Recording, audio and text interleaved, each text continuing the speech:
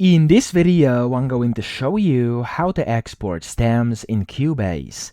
Now to do this, first you want to open your project and then you want to set your locators. Now this locator thing is going to actually determine where it's going to export. So I want you to export from here to here. That's why I'm going to click up here where you can see this kind of triangle, click and drag it like this. And of course you can do this anywhere by clicking and dragging with this pen, and you'll be able to kind of mark where you actually want to export. So let's say I want to go like a bit rough, so I'm going to go and just use this bit over here as I have selected right now, okay?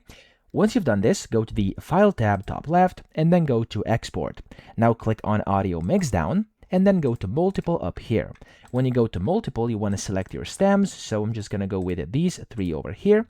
And of course, you can give it a name as well. I'm going to name it Stems Tutorial. You can select where you want to save this, and that's how the files are going to be marked as, okay? Now, down here where it says Export Range, make sure you select locators because these are going to determine, of course, what's exported. So these are the locators. This is the in one, and that's the out one over here. And of course, you can go and change them if you want to in real time as well.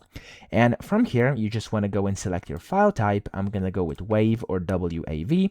You can set your presets, your sample rate, bit depth, etc. And of course, these check marks up to you if you want to do some of these things. I'm just going to skip it.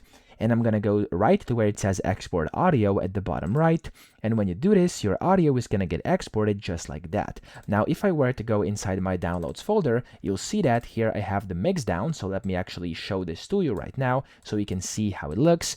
There we go, it's the mix down, that's the folder I saved into, and for me, over here, as you can see, there we go. There's my 3 stems. That's how to do this. I hope this video helped you out. If it did, please subscribe to the channel and help me out as well.